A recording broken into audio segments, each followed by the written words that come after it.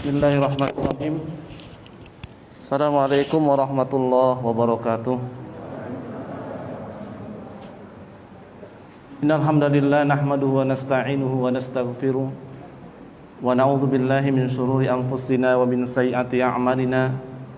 May yahdihillahu fala mudilla lahu wa may yudlilhu fala hadiyalah. Asyhadu an la ilaha illallah wa tabi'ahum bi ihsanin ila yaumiddin, amma ba'd.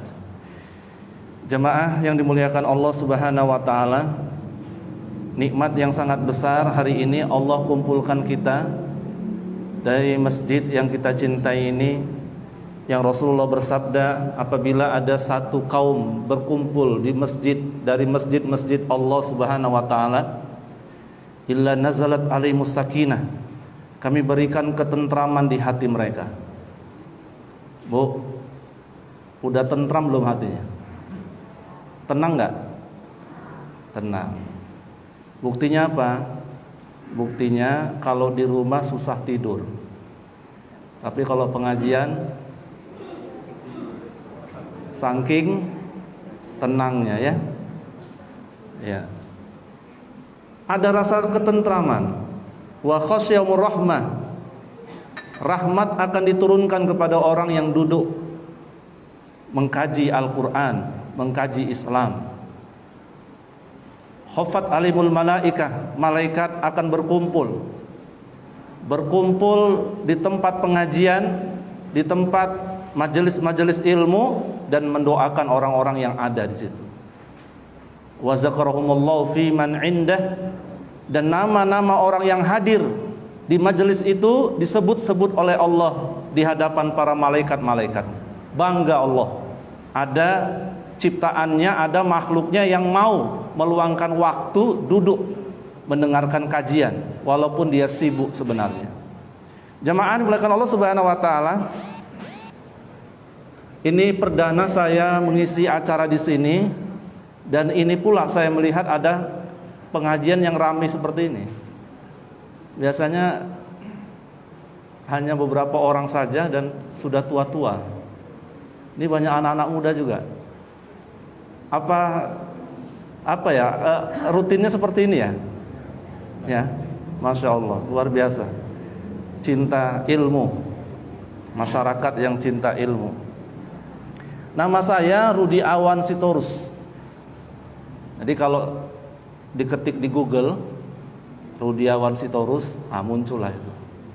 Ya.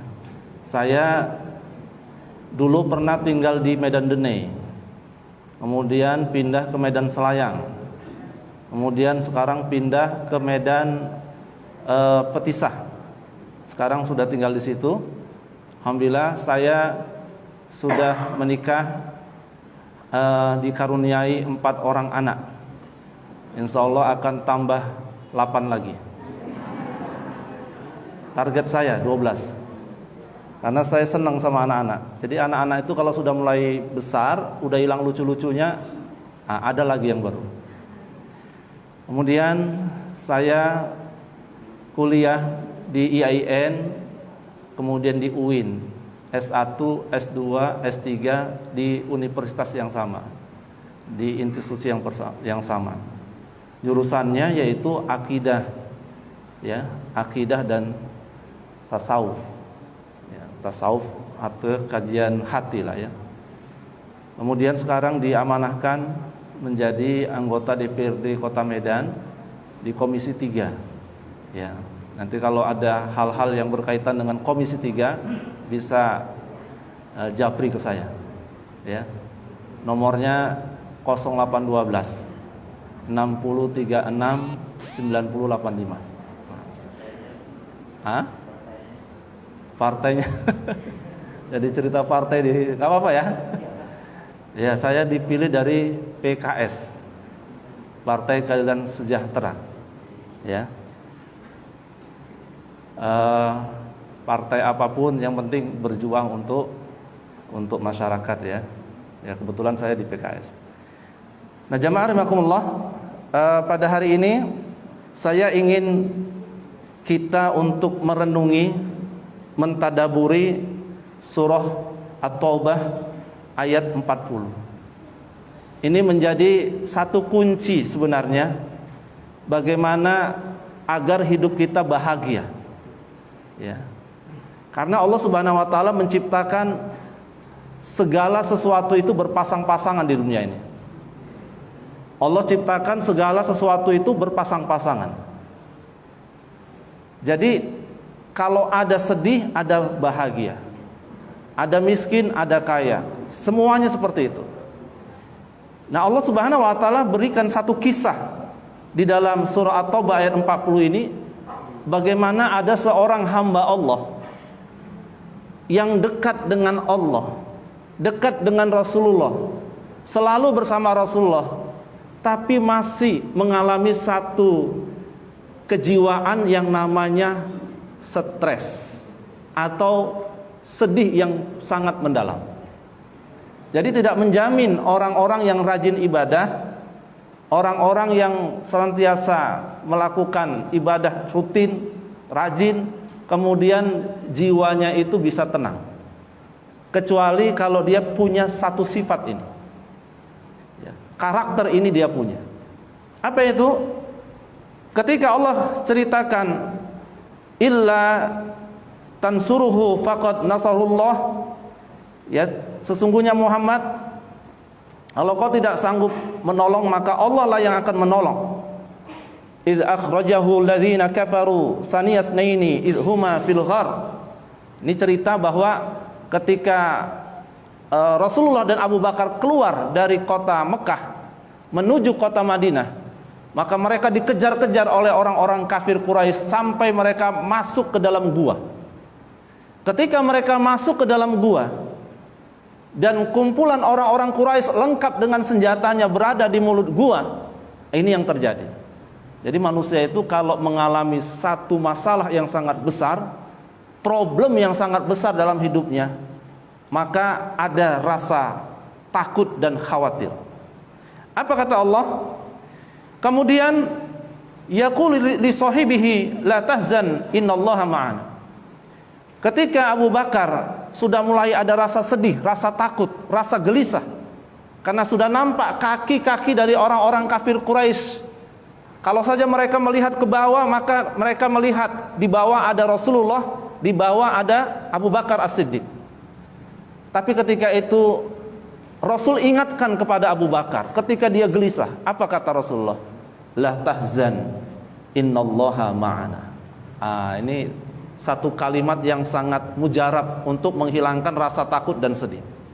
Abu Bakar, jangan takut. Allah bersama kita. Kalau Allah bersama kita, siapapun tidak akan bisa mencelakai, siapapun tidak akan bisa memudaratkan kita, karena kita dalam lindungan Allah Subhanahu wa taala. Tidak ada satupun yang bisa membuat hati kita gelisah, karena kita selalu bersama Allah. Tidak ada satu sihir, tidak ada satu santet, tidak ada apapun yang bisa menebus kita, karena kita dalam lindungan Allah. Gitu ya. Ini kadang-kadang ada ibu-ibu bawa anak, anaknya dikasih empon-empon. Tahu empon-empon, Bu? Yang ada benang merah, putih, kemudian hitam gitu. Saya tanya, Bu, kenapa anaknya diiketin gitu? Ini Ustadz supaya nggak diganggu plastik, ya kan? Sama plastik pun anaknya takut. Palastik. Makhluk apakah itu? Saya tanya ibu-ibu, palastik itu apa? Kan makhluk di dunia ini yang bernyawa itu ada manusia, ada malaikat, ada jin, ada hewan, ada tumbuhan. Yang mana itu dia? Masuk kategori mana? Jin ya. Jadi kenapa dipakai itu? Supaya nggak diganggu jin, kan gitu ya. Nama jinnya, jenisnya apa? Plastik. Karena Indonesia ini paling memberi nama-nama itu paling luar biasa kreatifnya. Makanya orang-orang Arab nengok setan di Indonesia heran. Karena setannya macam-macam. Ada gundurwo, ada kuntilanak, ada suster ngesot, macam. Kalau di Arab sana, di Arab Timur Tengah, itu setannya cuma satu aja. Jenisnya itu ya. Jin ifrit gitu ya. Tapi kalau di Indonesia ini macam-macam. Makanya kita innallaha ma'ana, Allah bersama kita. Saya bilang, Bu, kalau andai saja empon-empon itu dilempar ke comberan, bisa lompat nggak? Nggak bisa, Ustaz. Bagaimana mungkin ibu menyerahkan anak ibu kepada benda yang dirinya pun nggak bisa dia lindungi, yang dirinya pun dia tidak bisa tolong? Bagaimana mungkin empon-empon bisa nolong anak ibu sementara dirinya pun nggak bisa dia tolong? Iya juga ya Ustaz. Makanya orang-orang musyrik itu disebut Allah bodoh. Apa, Bu? Bodoh. Kenapa bodoh? Karena dia menggantungkan diri pada sesuatu yang sebenarnya sangat lemah. Makanya terbalik. Mau kemana, Bu? Mau ke tempat orang pintar. Padahal orang yang suka mintar-mintari.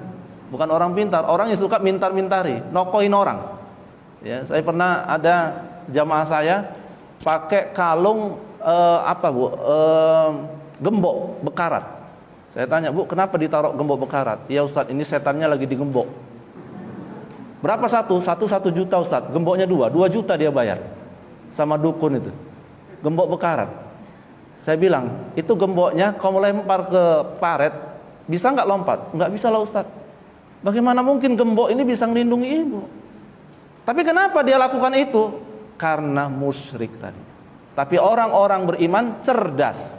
Orang beriman cerdas. Dia cukup innallaha ma'ana, Allah bersama kita. Kita kembali, ketika Rasulullah mengatakan innallaha ma'ana, apa kata Allah Subhanahu wa taala? Fa'anzalallah sakinatahu alaihi wa ayyadahu bijunudin lam tarawha.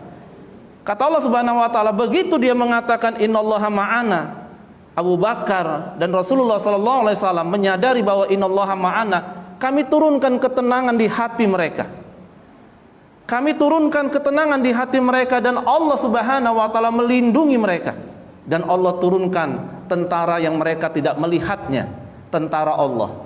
Tentara Allah yang mereka tidak melihatnya apa? Karena mereka dalam gua, mereka nggak tahu apa yang terjadi di mulut gua. Allah kirim laba-laba. Bu, laba-laba. Laba-laba itu Allah terangkan dalam Al-Quran, sesungguhnya sarang yang paling lemah adalah sarang laba-laba. Tapi ketika itu sarang laba-laba itu menjadi sarang yang paling kuat. Kenapa paling kuat? Menghadapi tentara kafir Quraisy yang lengkap senjatanya, cukup Allah kasih laba-laba saja, mereka bubar. Hebat nggak Allah? Ketika mereka lihat ke mulut gua penuh sarang laba-laba, apa kata kawannya? Nggak mungkin Muhammad di sini. Kalau Muhammad di sini pasti sarang laba-labanya jebol ini. Pasti sarang laba-labanya terbongkar. Pasti dia nggak ada di sini. Sarang laba-laba yang lemah bisa kuat dengan izin Allah Subhanahu wa taala. Artinya apa? Kalau kita selalu bersama Allah, apapun yang ada pada diri kita, Allah akan jadikan kuat. Makanya saya bilang ke teman-teman, tidak ada yang bisa memenangkan dakwah ini kecuali bersama Allah Subhanahu wa taala. Bukan karena kita punya uang banyak, bukan kita karena punya fasilitas, bukan karena kita punya segalanya strategi, bukan. Tapi semua kemenangan-kemenangan yang terjadi itu biiznillah, atas izin Allah Subhanahu wa taala, karena kita bersama Dia. Jamaah rahimakumullah. Oleh karena itu kita menemukan beberapa kisah para sahabat-sahabat Rasulullah sallallahu alaihi wasallam ketika mereka menghadapi hidupnya itu ada masalah-masalah besar, maka mereka mendatangi Allah Subhanahu wa taala.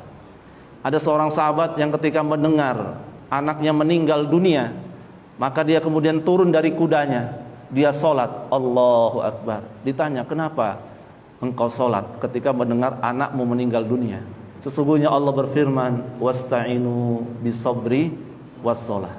Minta tolonglah kepadaku dengan sabar dan sholat. Aku ingin minta tolong kepada Allah agar anakku masuk surga, maka aku sholat 2 rakaat. Kenapa itu dia lakukan? Karena dia selalu bersama Allah hidupnya, selalu dilihat Allah hidupnya. Makanya ketika ada malaikat datang kepada Rasulullah SAW, duduk di hadapan Rasulullah, kemudian bertanya kepada Rasulullah tentang ihsan. Apa itu ihsan? Apa itu ibadah yang terbaik dalam hidup ini? Maka Rasul mengatakan, anta budallaha ka'annaka tarahu fa illam takun tarahu fa innahu yarak. Jadi ibadah yang terbaik adalah ibadah yang ketika kita melakukannya, kita seolah-olah menyaksikan Allah. Bu, Bisa nggak lagi ibadah kita seolah-olah melihat Allah, menyaksikan Allah ada di hadapan kita? Itu berat. Itu mungkin level-level orang yang imannya sudah tinggi. Ada namanya syahadah. Dia menyaksikan Allah Subhanahu wa taala ada bersama dia. Dan itu sangat berat. Maka ada alternatif yang kedua, fa innahu yarak, yaitu kita yakin sungguh-sungguh bahwa Allah melihat kita. Kalau tadi kita melihat Allah, ini dibalik, Allah yang lihat kita. Nah, kalau ini semua kita bisa. Ketika takbir Allahu Akbar, oh iya, Allah lihat saya. Ya sama seperti seseorang itu bekerja di sebuah perusahaan, kalau dilihat bosnya, kerjanya pasti rapi. Makanya ada orang melanggar lampu merah, ketika melanggar lampu merah disempit sama polisi. Minggir. Kenapa kamu langgar lampu merah? Iya Pak, saya nggak tahu kalau ada Bapak. Kalau Bapak ada, nggak saya langgar. Jadi banyak orang melanggar lampu merah karena ada polisi. Begitu polisinya nggak ada, ya, dia langgar itu lampu merah. Orang tertib karena ada polisi. Begitu polisi nggak ada, dia langgar lampu merah. Itu kenapa? Karena ada yang mengawasi. Bayangkan diawasi oleh manusia yang cuma nampak, yang nyata saja, kita begitu takutnya. Apalagi yang mengawasi kita Allah yang mengetahui apa yang tersembunyi dalam hati kita. Mengetahui kita ikhlas atau enggak ikhlas itu Allah tahu. Makanya kata Allah Subhanahu wa taala, ketika engkau berdiri, ketika engkau ruku, sesungguhnya aku melihatmu. Ma najwa min salasatin illa huwa rabi'uhum wala khamsatin illa huwa sadisuhum wala adna min dzalika wala aksar illa huwa ma'akum aina ma. Tidaklah kalian berbisik-bisik, ya, 3 orang kecuali Allah akan jadi yang keempatnya. Tidaklah kalian berbisik-bisik 5 orang kecuali Allah akan jadi yang keenamnya. Tidaklah jumlahnya kurang dari itu atau lebih dari itu kecuali Allah bersama kalian dimanapun kalian berada. Jadi kita ini nggak bisa lepas dari Allah Subhanahu wa taala dimanapun kita berada, ya. Artinya apa? Kalau kita selalu merasakan innallaha ma'ana, maka ibadah kita akan menjadi ibadah yang terbaik dalam hidup kita, ya. Asik. Ibadah yang asik itu kan ibadah yang merasakan bahwa Allah lihat kita. Bu, coba kalau ibu baca Quran, ketika baca Quran itu ibu sedang disaksikan oleh Allah. Wah, itu baca Qurannya nikmat. Kenapa? Karena kita sedang berdialog sama Allah, ya. Kita rindu sama Allah. Makanya Allah mengatakan faman kana yarju liqa'a rabbih. Siapa yang rindu jumpa sama Allah? Ibu-ibu rindu jumpa sama Allah? Bu, rindu jumpa sama Allah? Betul? Sekarang? Sekarang mau jumpa? Jadi ada yang gitu Pak, rindu jumpa sama Allah. Rindu Ustaz, sekarang jumpa sama Allah biar saya doakan. Janganlah Ustaz, ya. Rindu tapi nggak mau meninggal.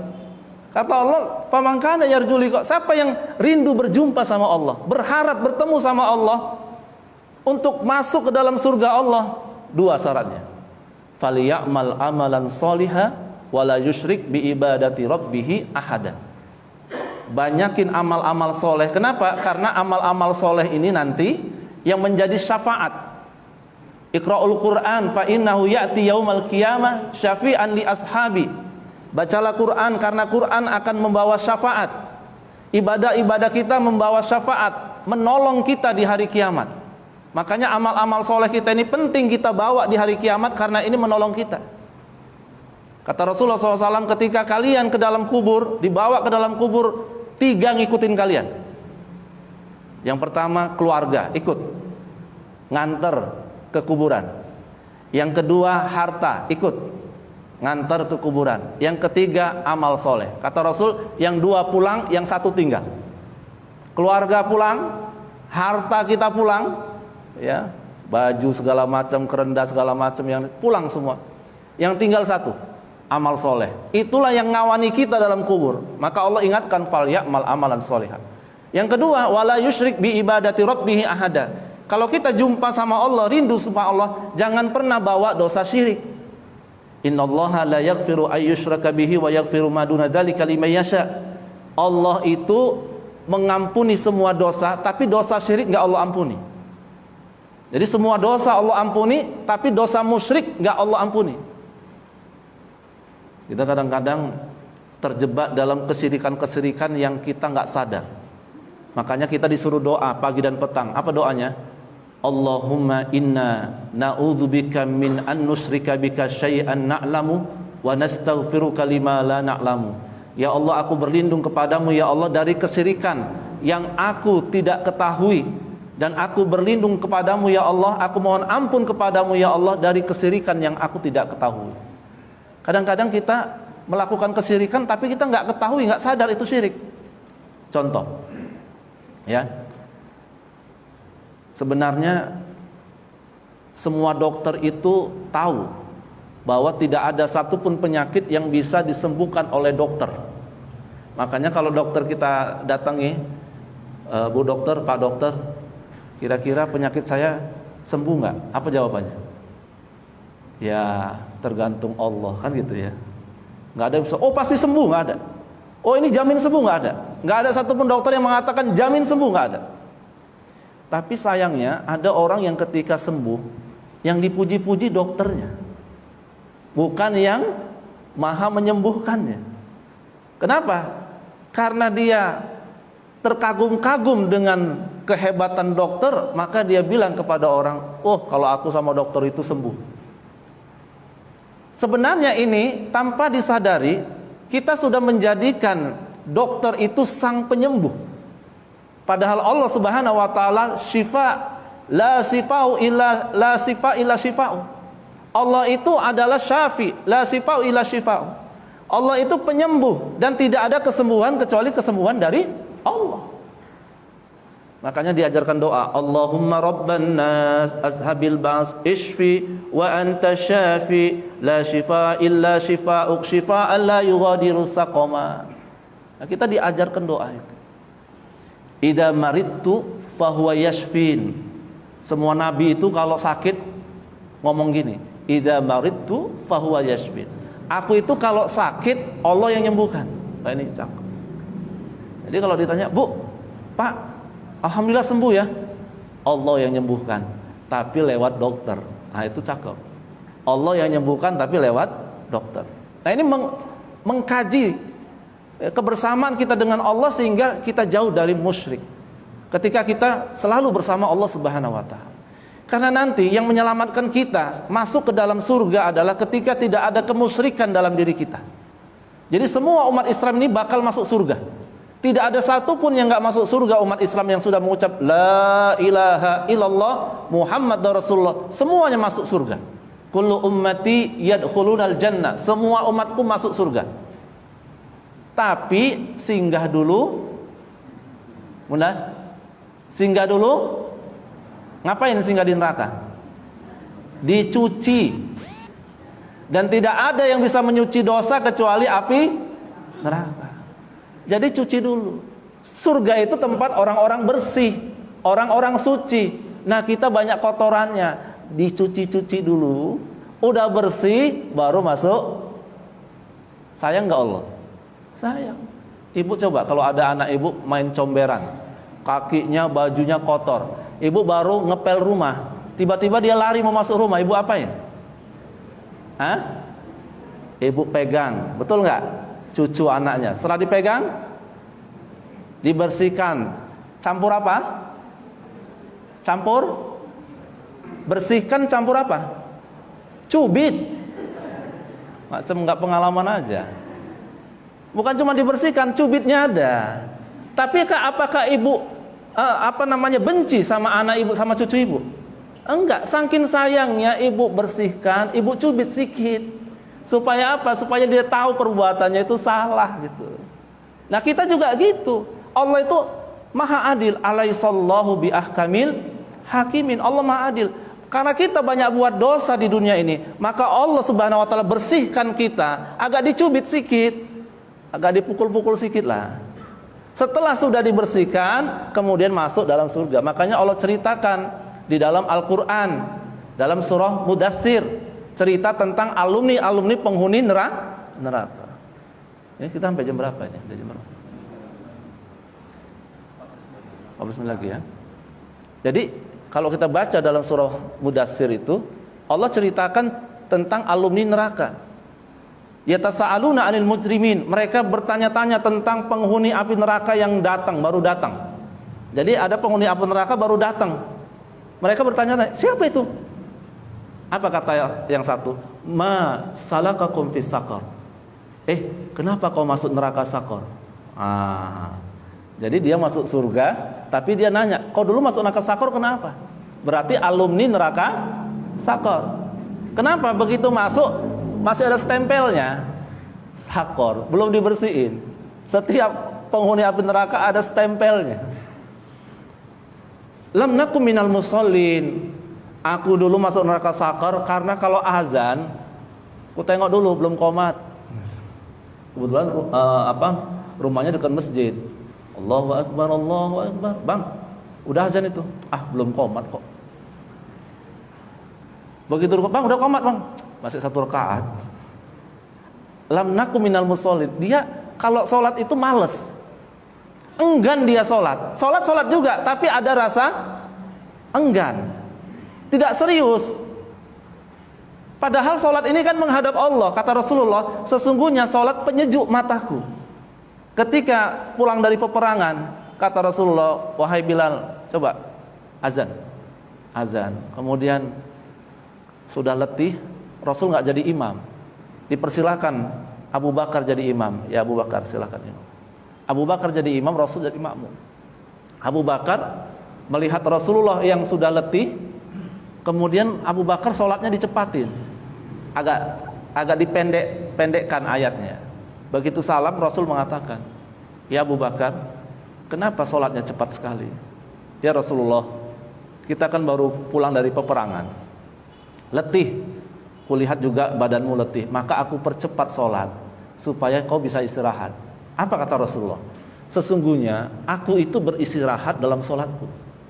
Sesungguhnya aku beristirahat dalam sholatku. Justru ketika kita sholat, itulah istirahatku. Nah, coba bayangin, kalau kita punya mindset seperti itu, sesungguhnya istirahatku ya sholat. Jadi lagi capek-capek kerja gitu, begitu masuk sholat, rasanya kita sedang istirahat gitu. Makanya orang habis sholat itu seger, kalau sholatnya benar. Tapi kalau orang sholatnya nggak benar, habis sholat capek. Contohnya gini, begitu salam, Assalamualaikum warahmatullahi, Assalamualaikum warahmatullahi, tarik nafas dia, selesai juga. Itu namanya sholatnya capek. Apalagi yang jadi imam misalnya baru lulus dari Timur Tengah, ya, lagi semangatnya menghafal Quran. Begitu jadi imam bacaannya panjang, surah Al-Kahfi. Jamaah udah goyang-goyang kaki. Ya, saya pernah gitu baca Al-Quran agak panjang. Rupanya ada kodenya. Kodenya itu gini. Oh iya, kepanjangan. Jadi kalau udah ada berarti kepanjangan. Kalau misalnya hamnya sekali itu biasa, tapi kalau udah yang perempuan juga, jamaah perempuan juga ada kode juga. Nah, itu tandanya kompak semua. Sepakat. Saya percepat sholatnya. Nah, kenapa Rasulullah SAW menjadikan sholat itu sesuatu yang sangat indah? Karena Rasulullah SAW bersama Allah. Coba Bu, dulu waktu ibu pengantin baru, ya, malam pengantin, ibu ngobrol sama suami. Kira-kira enak nggak ngobrolnya? Pengantin baru dulu, tiba-tiba sudah kokok ayam, ya kan? Bang, udah pagi. Kenapa kita enak ngobrol sama suami waktu pengantin baru? Karena baru, rasa cinta lagi besar-besarnya, pingin ngobrol sama dia. Dia jauh, kita cariin, betul nggak Bu? Bang mana bang, kok nggak pulang? Kita kan baru pengantin baru seminggu abang udah pergi. Sekarang Bu, kalau suami jauh, cocok kali ya. Ada memudar, rasa cinta itu ada memudar. Kalau cinta memudar, bersama itu nggak nikmat. Tapi kalau cinta itu lagi tumbuh-tumbuhnya, bersama itu nikmat. Nah kalau kita cinta sama Allah itu lagi tumbuhnya, lagi bagusnya, maka bersama Allah itu nikmat. Bersama Allah itu nikmat. Makanya ketika kita menghadap Allah sholat itu nikmat. Sampai Abu Bakar Umar bin Khattab itu ketika berwudu pucat wajahnya. Ditanya sahabat, kenapa pucat wajahmu wahai Umar? Kau tahu nggak? Sebentar lagi kita sedang menghadap siapa? Menghadap Allah, pemilik alam semesta, yang mengetahui semua perbuatan kita. Aku khawatir ketika Allah nanti berada di hadapanku, aku berada di hadapan Allah, nampak semua dosa-dosaku. Makanya ketika kita sholat, kita lagi bawa dosa. Makanya waktu sholat itu kita minta ampun sama Allah. Rabbighfirli warhamni wazburni warfa'ni warzuqni wahdini wa'afini wa'fu'an. Kita minta ampun sama Allah Subhanahu wa ta'ala. Nah, jamaah rahimakumullah, mudah-mudahan ada manfaatnya pertemuan kita pada hari ini. Sekali lagi, ketika kita bersama Allah, kesedihan hilang, ibadah kita menjadi ibadah yang paling hebat, ibadah yang paling ikhlas, ibadah yang paling berkualitas, karena kita bersama Allah. Semua ibadah-ibadah yang selalu bersama Allah itu pasti berkualitas. Kenapa? Karena kita menghadirkan Allah dalam hidup kita. Makanya para ulama mengajarkan 3 kalimat kepada anak-anaknya. Yang pertama, Allahuma'i, Allah bersamaku. Yang kedua, Allahu syahidi, Allah menyaksikanku. Yang ketiga, Allahu naziri, Allah memperhatikanku. Inilah kalimat yang mendidik anak-anak para ulama-ulama dulu. Mereka kemudian tumbuh menjadi ulama-ulama besar juga, karena mereka selalu diajari bersama dengan Allah Subhanahu wa ta'ala. Akhirul da'wana, assalamualaikum warahmatullahi wabarakatuh.